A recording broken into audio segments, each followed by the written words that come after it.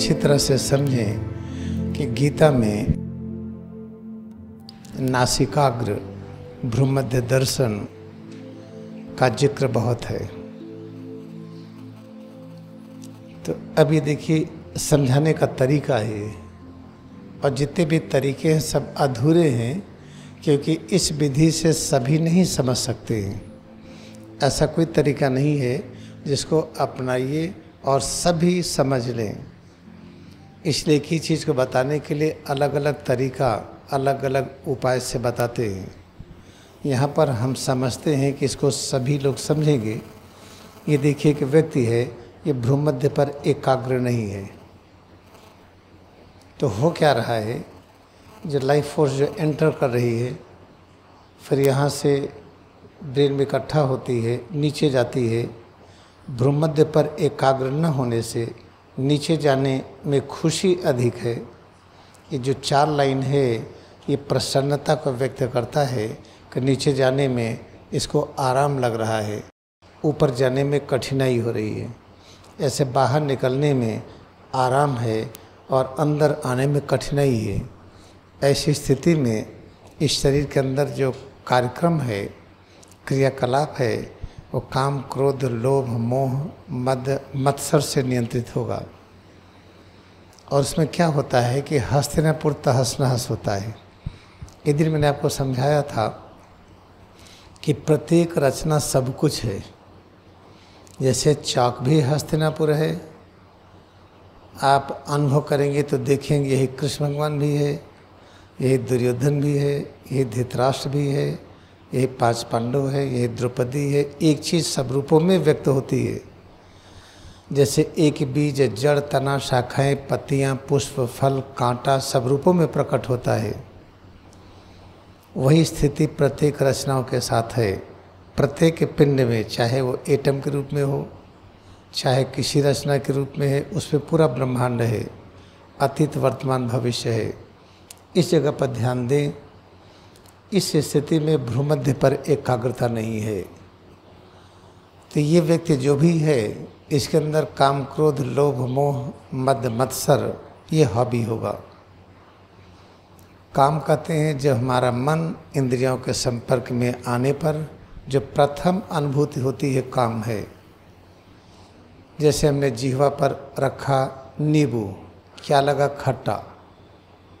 तो ये जो खट्टापन है जिह्वा पर, अब ये स्मृति आ गई कि नींबू खट्टा होता है। किसी ने लाई इतना बड़ा फल और कहा कि ये नींबू मीठा है, तो हमने कहा नहीं, ये मौसमी है, हम उसे नींबू नहीं कहेंगे। हाँ, कोई बड़ा एक नींबू होता है, खट्टा होता है, तो उसका नाम बदल देंगे, कागजी नींबू या बड़ा नींबू। लेकिन दिमाग में बैठ गया कि खट्टा है तो नींबू की जाति है कोई न कोई, उसको बदलना मुश्किल है। जब तक हम ये न सीख लें कि जिह्वा से प्राण शक्ति को हटा लिया, अब जिह्वा पर स्वाद की अनुभूति होती ही नहीं, यानी काम निस्तेज हो गया, तभी है। इसके पहले ऐसे संभव नहीं है। तो अगर बार बार मीठा खाने की आदत हो गई या खट्टा खाने की आदत हो गई, तो एक दिन इतनी मजबूत हो जाएगी कि मन बेचैन हो जाएगा जिस दिन नहीं मिलेगा। तो काम तत्व मन को पकड़ लिया, यानी दुर्योधन अब धृतराष्ट्र को पकड़ लिए। पिछली बार मैंने आपको बताया था कि मन ये अंधा है बचपन से। इसे जब बच्चा जलती हुई आग देखता है तो पकड़ता है, क्योंकि उसको पता नहीं कि जल जाएंगे। तब अपने अंदर मन बचपन से ही अंधा है, इसलिए धृतराष्ट्र भी बचपन से अंधे थे। तो जो चीज़ अतीत में है, वर्तमान में, भविष्य में, आज भी अपने अंदर है, तब अपने अंदर का मन धृतराष्ट्र है। गंध आदि, गंधारी इंद्रियां, मन इंद्रियों के साथ है, धृतराष्ट्र गंधारी के साथ है। ये सब चीज़ को आप अच्छी तरह समझिए। तो अगर हमारा मन काम के वश में हो गया तो हस्तिनापुर तहस नहस। हस्तिनापुर क्या है? सिर से पैर की उंगली तक। हम आईटी एक्सपर्ट हैं कि मेडिकल हैं कि म्यूजिशियन हैं कि एग्रीकल्चरर हैं, क्या है, उसकी अभिव्यक्ति हाथ से ही करेंगे। और हाथ को हस्त कहा जाता है, जिससे हमारे गुणों की अभिव्यक्ति हो, कर्म की कुशलता में आने की क्षमता प्राप्त हो, तो उसी के नाम पर इस स्वरूप का नामकरण होता है हस्तिनापुर। यही हस्तिनापुर हुआ। इसके अंदर जब मन हावी है, दुर्योधन हावी हैं, तो यही धृतराष्ट्र और दुर्योधन यहाँ पर हैं, और फिर हस्तिनापुर की लानत पड़ेगी, ये गड़बड़ होगा। फिर महाभारत चाहिए।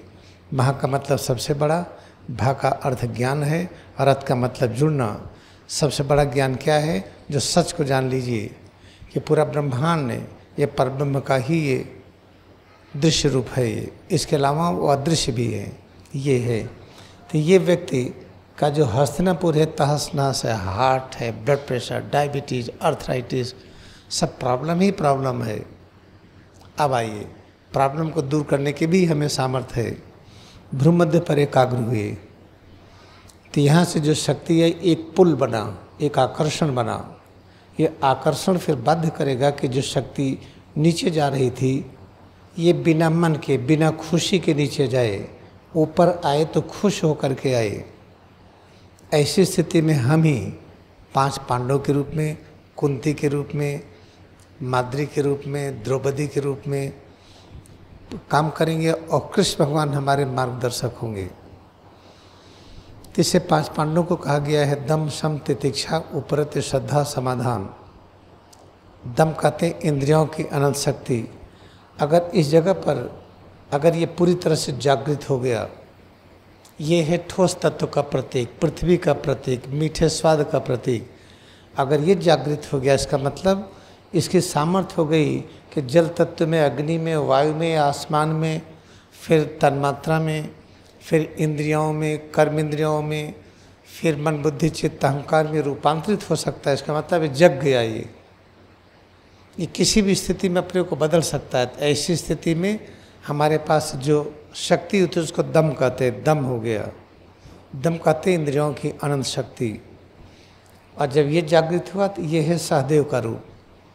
इसने सहदेव को कहा गया बड़े सुंदर थे, क्योंकि ठोस चीज़ को ही एक रूप दिया जा सकता है। अगर इसमें हड्डी नहीं है, मांसपेशियों का आकार नहीं, तो हम अमीबा की तरह चलेंगे, कोई आकार नहीं होगा। इसका जो आकृति है, जो अस्थाई है, वो ठोस की वजह से है। इसलिए सहदेव को सबसे सुंदर कहा गया था। ये है नकुल का स्थान, ये स्वाधिष्ठान चक्र। जब हम अपने स्वरूप में आ जाते हैं तो हम विनम्र हो जाते हैं। इसे जल तत्व का प्रतीक है। जल को चाहे थाली में रखिए, गिलास में रखिए, कटोरी में रखिए, उसको कोई जिद नहीं है, लेकिन जल बना रहेगा। उसको रंगीन कर दीजिए, कोई दिक्कत नहीं, रंगीन कर दीजिए, लेकिन जल उसमें से आप निकाल सकते हैं, रंग को अलग कर सकते हैं। इसलिए इसको कहा गया नकुल अति विनम्र। नकुल बहुत विनम्र थे। ये दोनों संयुक्त रूप से अश्विनी कुमार देवता कहे जाते हैं। अगर दोनों जागृत हो गए, जब ये जागृत हो जाएगा तो ठोस में भी बदल जाएगा, अग्नि तत्व में, वायु में, आसमान में, ऊपर तक आइए 24 तत्वों में, तो ये जग गया। जब दोनों जग गए तो इन्हें अश्विनी कुमार देवता कहते हैं। अश्विनी कुमार देवताओं के वैद्य हैं। फिर देवत्व में ग्रहण नहीं लगेगा। हम बहुत अच्छा काम करना चाहते हैं, कर ही नहीं पा रहे हैं, थक गए, मन थक गया, बुद्धि नहीं काम कर रही है, तो देवत्व का हम अभिव्यक्ति कैसे कर पाएंगे? इसलिए अश्विनी कुमार देवता इसके जगने पर होते हैं, जो देवताओं के वैद्य हैं। और ये जगने पर बहुत बड़ी शक्ति आती है। हम विनम्र हो जाते हैं। हम जिस चीज़ को चाहें एक रूप बना लेते हैं, किसी चीज़ को प्रकट कर देते हैं। इसी तरह से मणिपुर अग्नि तत्व का प्रतीक, अर्जुन, भीम, युधिष्ठिर, ये कृष्ण भगवान ऐसे है। आज विषय ये नहीं है, हम तो एक इशारा किए। आइए फिर यहाँ पर अगर भूमध्य पर एकाग्र होते हैं तो जब ये शक्ति खुशी से ऊपर की तरफ जाती है, नीचे आने में इसको आलस्य लगता है, तो हम ही 5 पांडवों के रूप में कार्य करते हैं। और जब हमारी एकाग्रता, यहाँ से जो शक्ति जो नीचे की तरफ चलती है, उसको कहा गया शक्ति की सिस्टर, बहन, उसकी ब्रांच। इसकी शक्ति को कृष्ण चैतन्य, फिर द्रौपदी को कृष्ण की बहन कहा गया। उनका नाम कृष्णा भी था। पूरे यहाँ से यहाँ शक्ति जब अविभाजित होती है तो द्रौपदी होती है। और जब शक्ति 2 में मणिपुर चक्र तक और फिर नीचे, तो ये माद्री और ये कुंती। कुंती नाम क्यों पड़ा? क्योंकि देवताओं को आकर्षित करने की क्षमता हो जाती है। 3 प्रकार के देवता, धर्मराज, पवन देवता, अग्नि देवता, इंद्र। फिर इसको शक्ति है कुंती, क्योंकि वो नीचे भी शक्ति को दे करके इनको भी जागृत कर दे। इसलिए क्रिया योग ध्यान के जो ऊंची ध्यान की क्रियाएं होती हैं, तीसरा और चौथा इनिशिएशन, वो यहाँ से संबंधित है। ये उसको नीचे से संबंध नहीं है, उसका संबंध यहाँ से ऊपर की तरफ है। इसलिए कोई कोई है जिनको ऊपर ज़्यादा ध्यान अनायास लगने लगता है, तो बचपन से ध्यानी हो जाते हैं, बचपन से जीनियस होते हैं और तुलना में आगे होते हैं। तो सोते सबसे अच्छे तो हम ही हैं, फिर आगे बढ़ने में उनको आलस्य भी होता है कि हमको तो आता है सब। इसलिए यहाँ से यहाँ तक जागरण की बात होती है। आइए फिर यहाँ पर, इसे भूमध्य एकाग्रता बहुत आवश्यक है। जब भूमध्य पर एकाग्र होंगे तो एक समय ऐसा आएगा कि सभी शक्ति जग जाती है और ये शक्ति पर अपना पूरा एकाकार हो जाते हैं। फिर शक्ति से ऐसी मैत्री हो जाती है, जो सोचिए वो होने लगता है, और सोचेंगे वही जो युग के अनुसार होगा। रात्रि के नहीं सोचेंगे कि सूरज निकल आए, जब सूरज है तो ये नहीं सोचेंगे कि रात हो जाए, जाड़ा है तो ये नहीं कहेंगे गर्मी हो जाए, जून आ जाए, ये सब नहीं करेंगे, ये फालतू का प्रदर्शन मना है। तो ये सब ज्ञान हो जाता है तो अति विनम्र हो जाते हैं लाड़ी महाशय की तरह।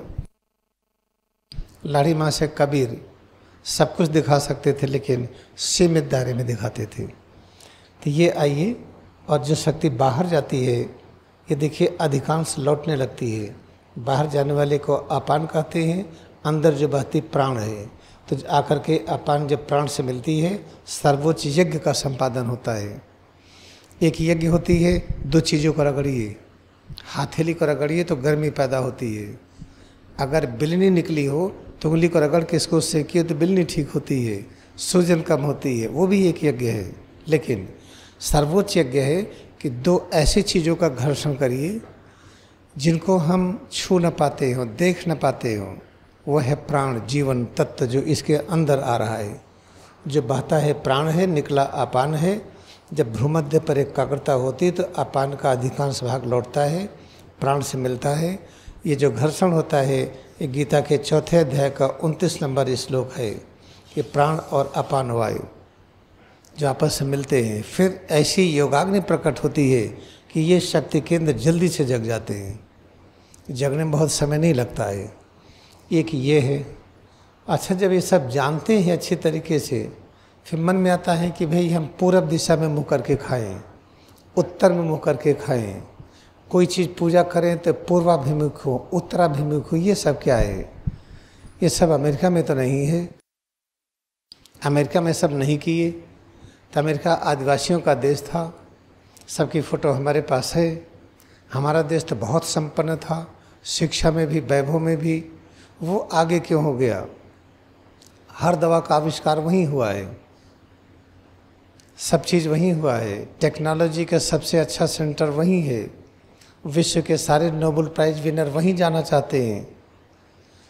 तो अपने यहाँ ये जो हो गया, बाहर की चीज़ों को हम ज़्यादा ध्यान देने लगे। पूरब ये है, पश्चिम ये है, उत्तर ये है, दक्षिण ये है। उसे वो चीज़ नहीं प्राप्त हुई जो शास्त्रों में लिखा है कि पूरब से ज्ञान आता है।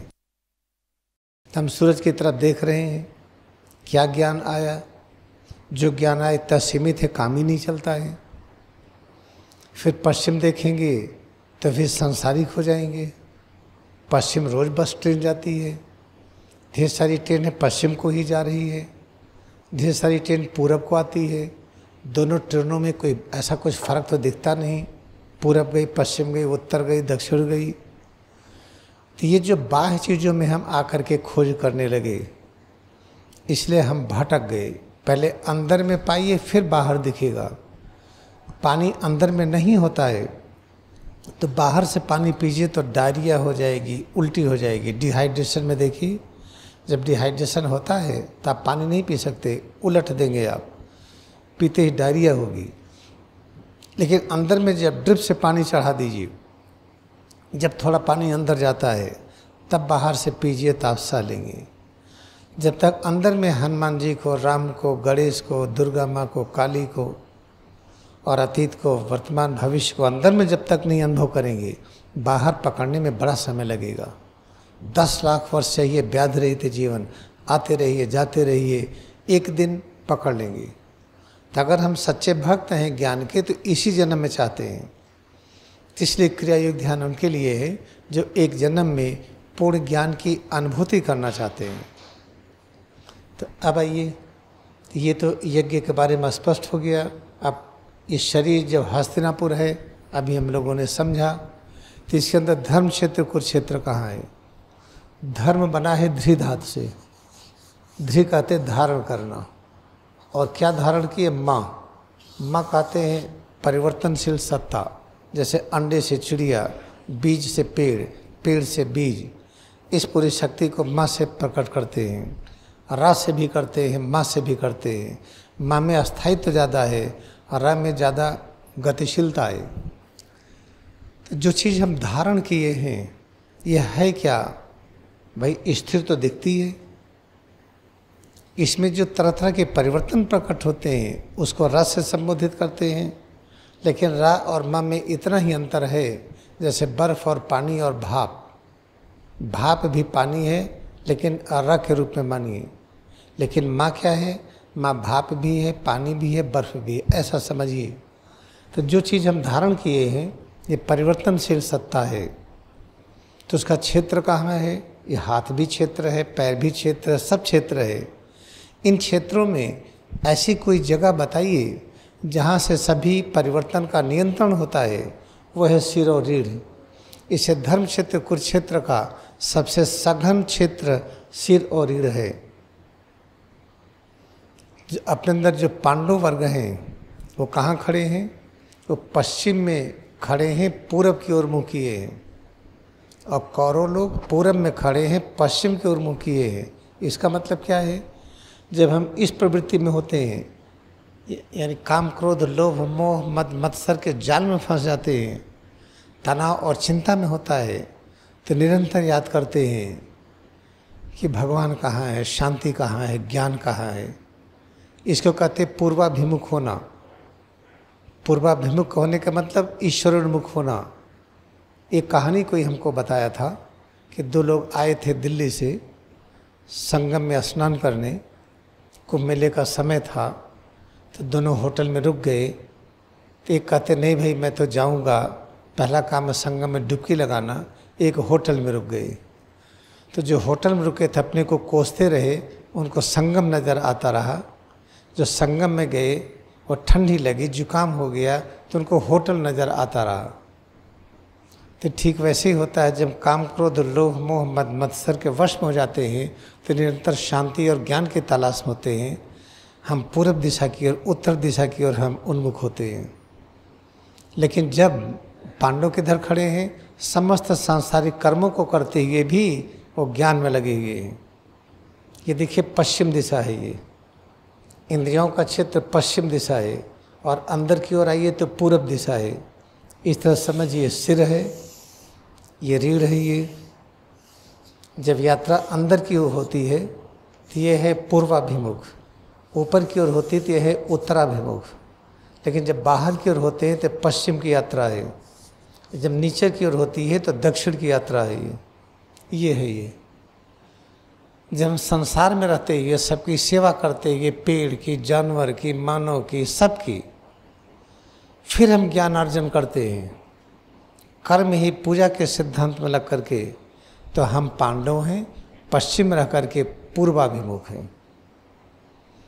और जब हम संसार में रहते हैं, अनेक बीमारियों से, टेंशन से जूझते हैं, फिर हम सोचते हैं कि हमको ज्ञान मिले, शांति मिले, तो हम कौरव पक्ष में हैं, हम पूरब की ओर दिशा किए हुए हैं। तो हमें करना क्या है? पांडवों के पक्ष में होना है, क्योंकि हमारे मार्गदर्शक हम चाहते कृष्ण भगवान हो। तो कैसे होगा? घर की सेवा से हटिए मत। माता पिता की सेवा, बच्चों की सेवा, पति पत्नी की सेवा, घर में पेड़ पौधे, जानवर हैं, जो कुछ भी है, खूब अपने जिम्मेदारियों का निर्वाह करते हुए हम क्या करें? हम निरंतर पूर्वाभिमुख रहें। तो पूर्वाभिमुख कैसे रहेंगे? क्रिया योग ध्यान करते हुए समस्त कर्मों का संपादन करिए, अपने आप हम पांडवों की तरह रहेंगे, अंदर से कृष्ण भगवान का ज्ञान मिलेगा। कृष्ण भगवान का ज्ञान क्या है? उसी कहते हैं विष्णु की शक्ति। विष्णु की शक्ति क्या है? भाई सब रहे, राक्षस भी रहे, देवता रहे, लड़िए मत आपस में, दिन भी रहे रात भी रहे, वायरस बैक्टीरिया भी रहे, हम भी रहे, सभी का अस्तित्व बना रहे, विविधता बनी रहे, आपस में क्लैश न हो। यही विष्णु की शक्ति है। इसी को अहिंसा भी कहते हैं, हिंसा का अभाव। तो जब हम अपने सांसारिक कर्मों को, जिसे सांसारिक कहते हैं, एक क्रिया क्लास लेना सांसारिक कर्म है, हम जो बोल रहे हैं सांसारिक कर्म है, किताब लिखते हैं सांसारिक कर्म है, ये समस्त क्रियाकलाप को आपके लिए खाना बना रहे हैं सांसारिक कर्म है, आश्रम व्यवस्थित कर रहे हैं सांसारिक कर्म है। सब कुछ करते हुए क्रिया योग ध्यान में लगे रहें तो हम पांडव की तरह हम पश्चिम होकर के पूर्वाभिमुख हैं, तो हमारे कौन मार्गदर्शक होंगे? अहिंसा शक्ति। यही अहिंसा पर चलने का मार्ग है। अब सोचिए, जीवों पर दया करें, इसका क्या अर्थ है? अभी यही नहीं पता जीव क्या है, फिर ब्रश न करिए बैक्टीरिया मरता है। पता चला कि यहाँ पर खुजली हुई, आपने यूँ किया, खुजला दिया, कितने ब्लड सेल्स मर गए, तो आपने तो मर्डर कर दिया। जब कीर्तन होती ताली बजाते हैं, उसमें कितने ब्लड सेल्स मर जाती हैं, तो आप कीर्तन कर रहे हैं कि आप मृत्यु दंड दे रहे हैं कोशिकाओं को। हम जैसे बोल रहे हैं, फिर अंत में कहते हैं जानते क्या हुआ? लाइरिंग्स वाइब्रेट करती है, बैक्टीरिया वायरस वहाँ ख़त्म हो जाते हैं। तो हर क्षण तो ये सब चीज़ें हो रही हैं। तो हिंसा और अहिंसा को समझने का यही तरीका है कि सिर से पैर की उंगली तक इस पूरे को हम सेवा भाव में लगा के रखते हुए क्रिया योग ध्यान न छोड़े। इतना क्रिया योग ध्यान समझ लें कि चलते हुए, दौड़ते हुए, काम करते हुए, हर समय जब क्रिया योग ध्यान करने लगेंगे तो फिर याद रखिएगा, जो ये परिवर्तनशील सत्ता है, इसमें जो परिवर्तन का गुण है, हम उस क्षेत्र में भी हैं। और कुर का अर्थ है, कुरुक्षेत्र का अर्थ है का है करना। कैसे कर रहे हैं? अपने अस्तित्व की ऊर्ध्वगामी करके, ऊ से लगा करके, काम में जब ऊ जोड़ते हैं तो कु होता है। तो हम अपने संपूर्ण सामर्थ्य को ऊर्ध्वगामी करके, यानी आप पूर्व दिशा में, फिर उत्तराभिमुख करके, फिर कर्म का संपादन करेंगे। तो वो जो कर्म का संपादन करते हैं उसका भी क्षेत्र यही है। तो अपना अस्तित्व यही हस्तिनापुर भी है, धर्म क्षेत्र कुरुक्षेत्र भी है। और पांडवों की तरह कैसे रहें आपको समझ में आ गया। क्रिया योग ध्यान करते हुए समस्त जिम्मेदारियों का निर्वाह करिए। जैसे यहीं पर देखिए एमडी हैं, पीडियाट्रिशियन भी हैं, यहीं पर सर्जन भी हैं, इंजीनियर भी हैं, प्रोफेसर भी हैं, बड़े से बड़े लोग हैं। हम ईश्वर के नाम पर अब हम बाहर काम नहीं करेंगे, फिर ईश्वर का नाम ले नहीं पाएंगे। ईश्वर इस सब रूपों में है, तो कैसे आलस करते कि माँ बीमार है तो आप जगह बैठ के आंख बंद करेंगे? नहीं। माँ की सेवा करते हुए कैसे आप ईश्वर से जुड़िए, वह है क्रिया योग विज्ञान। तब आप देखिए पूर्व पश्चिम उत्तर दक्षिण का कॉन्सेप्ट, बाहर की ओर पूर्व, ये पश्चिम, अंदर की ओर पूर्व की यात्रा, नीचे से ऊपर की ओर उत्तराभिमुख, ऊपर से नीचे की ओर दक्षिणाभिमुख। तो इसको बाहर हम लोगों ने कैसे कहा? भाई जब पूरब की ओर जाते हैं तो ज्ञान आता है। ज्ञान कई तरह का है। या बाहर जब सूरज निकलते हैं तो आँखों से देखने का ज्ञान आया, तो हमने उसको पूरब कह दिया। जब देखने का ज्ञान खत्म हो गया तो उसको पश्चिम कह दिया, सूर्यास्त हो गया। ये सब चीज़ें जब पूरब पश्चिम पता चल गया तो पूरब की ओर मुँह करके खड़े होइए, तो आपको बाईं तरफ उत्तर हो गया, दाहिनी तरफ दक्षिण हो गया। ये सब जो दिशाओं का निर्धारण हुआ है, ये बाहर की तरफ करके, वो तब तक उसको नहीं समझ पाएंगे जब अंदर की जब तक दिशा ना जानिए। इसे हर चीज़ की खोज हम लोगों को अंदर में पहले करनी, तब बाहर मिलेगा। और जब ऐसा करेंगे तो देश बन जाएगा। आप कह देंगे कैसे बनेगा? आप करके देखिए ना। ये जगह जहाँ बैठे हैं, यहाँ चोरी डकैती करके बांटा जाता था। ये लोग शराब पीते थे। इसको न तो आवास विकास लिया, न एडीए लिया, इतनी जगह को छोड़ दिया था। यहाँ आश्रम बना कि नहीं? खानोप्रस्थ की तरह ये बसा कि नहीं? ऐसे आपका गांव घर कितना भी खड़हर क्यों ना हो, आपके पास बिल्कुल पैसे क्यों ना हो, आप पांडवों की तरह रहिए, जिम्मेदारियों का खुशी से निर्वाह करते हुए क्रिया योग ध्यान इतना करिए, क्रिया योग ध्यान हर समय कर सकिए। जब आप झगड़ा करते हुए क्रिया योग ध्यान कर लेंगे तब आप मास्टर हैं। झगड़ा करते हुए क्रिया योग ध्यान नहीं कोई कर सकता। अगर आप उस समय एक्सपर्ट हो गए, इसका मतलब कि वो जो झगड़ा करेंगे वो जोड़ने के लिए करेंगे, आप उससे अलग नहीं होंगे। यथा संक्षेप में जो चीज़ हम बताना चाह रहे थे, पूरब पश्चिम उत्तर दक्षिण क्या है, धर्म क्षेत्र कुरुक्षेत्र कहाँ है, हस्तिनापुर कहाँ है, धृतराष्ट्र दुर्योधन कहाँ है, कुंती माद्री द्रौपदी कहाँ है, 5 पांडव कौरव कहाँ हैं, इतने संक्षेप में इसलिए बता सके कि आप ध्यान करते हैं। यही जब मैं बताता था बहुत पहले, आज से 20-25 साल 30 साल पहले, तो कोई समझता नहीं था, लोगों को अच्छा लगता था लेकिन वो मानते नहीं थे। अब इसको मानते हैं लोग। एक चीज़ और बताते हैं हम। अब देखिए सावन का महीना है, जाकर के लोग जल चढ़ाते हैं शंकर जी को। ये सब जो करते ठीक है, उसको गलत मत कहिए, बच्चों का खेल है, चलने दीजिए। लेकिन वास्तविकता है क्या समझिए। आई जैसे पंचकोशी परिक्रमा हम कहते हैं, 5 कोस चलना है, 5 कोस 10 मील हुआ, तो दिन भर में तो 10 मील अगर आप चल लेते हैं तो आपके अंदर जो हड्डियों की बीमारी होती है, ऑस्टियोपोरोसिस होती है, कार्टिलेज वीक होते, ये सब नहीं होंगे। इस तरह से वो जो पंचकोशी परिक्रमा है उसको भी मान लीजिए ठीक है, लेकिन उससे पूर्ण ज्ञान नहीं मिलने वाला है। वो कौन सी पंचकोशी परिक्रमा है जो शास्त्रों में वर्णन है। तो अगर हम इस उंगली का या इस कलाई का या इस पैर का ट्रांसफर सेक्शन काटें, जब ट्रांसफर सेक्शन काटेंगे तो मध्य में मिलेगा कूटस्थ केंद्र। ले आँखों से नहीं दिखेगा, इंट्यूशन से दिखेगा ये ट्रांसफर सेक्शन। आप माइक्रोस्कोप से नहीं देख पाएंगे या किसी लेंस से। इसके चारों तरफ जो पहला क्षेत्र है ये आनंदमय कोश है, प्रथम कोश है जहाँ पर देवत्व है, हृदय क्षेत्र कार्य करता है।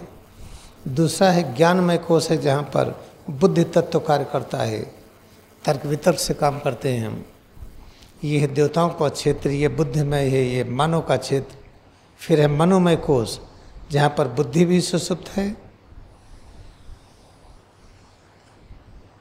और हृदय भी सुसुप्त है। तो ये है मनोमय क्षेत्र जहाँ पे सारे जीव जंतु हैं।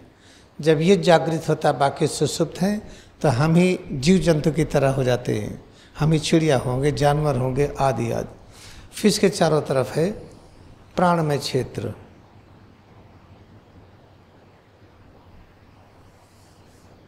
इसके चारों तरफ है प्राणमय क्षेत्र जिसको वनस्पतियाँ कहते हैं।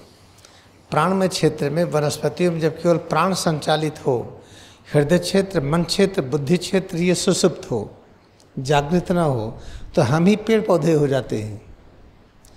और जब पता चला कि अन्नमय क्षेत्र केवल जागृत है और बाकी सुसुप्त हैं, तो हम ही पहाड़ और नदी हो जाते हैं, हम ही अणुपरमाणु हो जाते हैं। तो जब हमारे अंदर जो ये आनंदमय क्षेत्र है ये जगता है तो हम देवता की तरह काम करते हैं। ये हृदय से काम करते हैं, हृदय से नहीं किससे काम करते हो। हृदय क्षेत्र कोई और है, उंगली में भी है, हड्डी में भी है।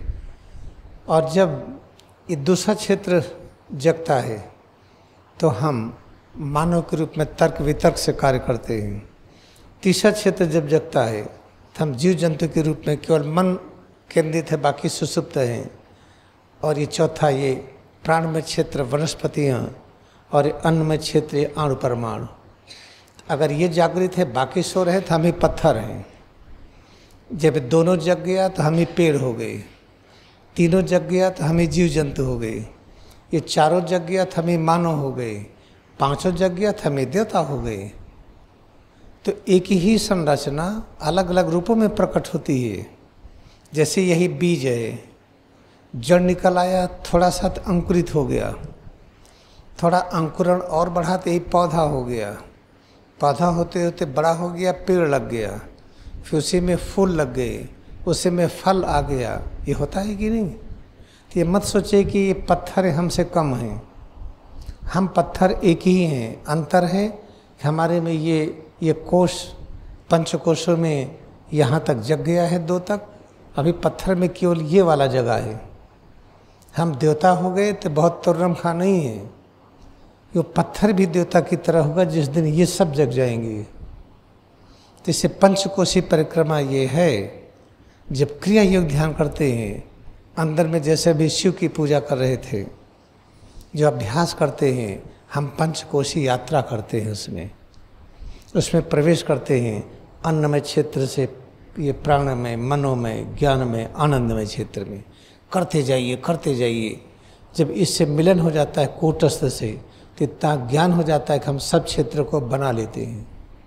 फिर आप पेड़ बना लीजिए, जानवर बना लीजिए, लहरी महाशय की तरह कई शरीर बना लीजिए।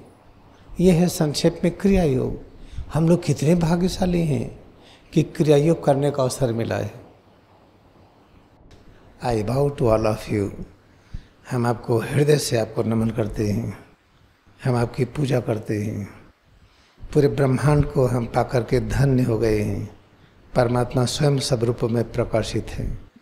क्रिया योग ध्यान में अपनी भक्ति को नमन करते हैं। Let us bow down to our devotion in kriya का मेडिटेशन।